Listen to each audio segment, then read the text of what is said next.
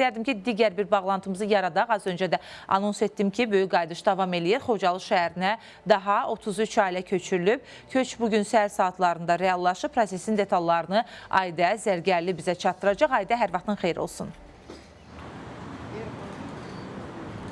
Salam Çınarə, hər vaxtınız xeyir olsun. Məcburi köçkünlər və qaçqınlar üzrə Dövlət Komitəsinin qarşısındayıq və burada olmağımızın səbəbi bugün də hər dəfə olduğu kimi mərhələli formada bugün də köç prosesi həyata keçirilib. Bu dəfə isə fərqli istiqamət üzrə, Xocalı şəhər istiqaməti üzrədir ki, 137 nəfər, yəni ümumilikdə ailəli 33 ailə nəzərdə tutulub və həmin ailələr artıq Xocalıya üz tutublar. Artıq onlar yoldadırlar. Yəqin ki, bir neçə saatdan sonra mənzil başına çatacaqlar. Ancaq media nümayəndələri həmin şəxslərlə həm söhbət olublar, onların sevinclərini bölüşüblər və onlar bildiriblər ki, onlar arasında çox sevinənlər var və illərdir ki, bu günü, bu anı gözləyirdilər və qeyd etmək istəyirəm ki, Xocalıya bu ilk köç deyil, mərhələli şəkildə həyata keçirilir köç və ümumilikdə 85 ailə köçürülüb bu günə qədər, o da 341 nəfər edir.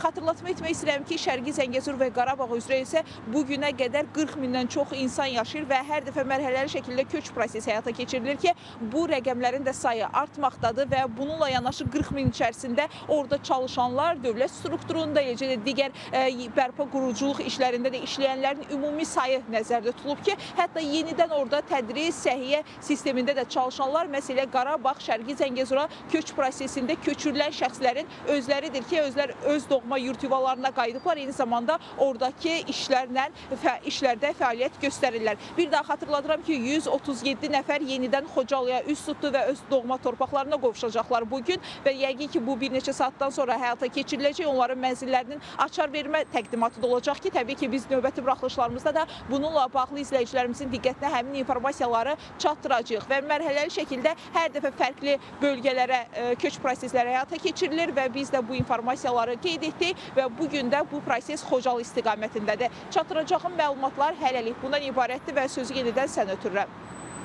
Təşəkkürümü bildirəm Aydə, məlumatı bizimlə paylaşdığın üçün.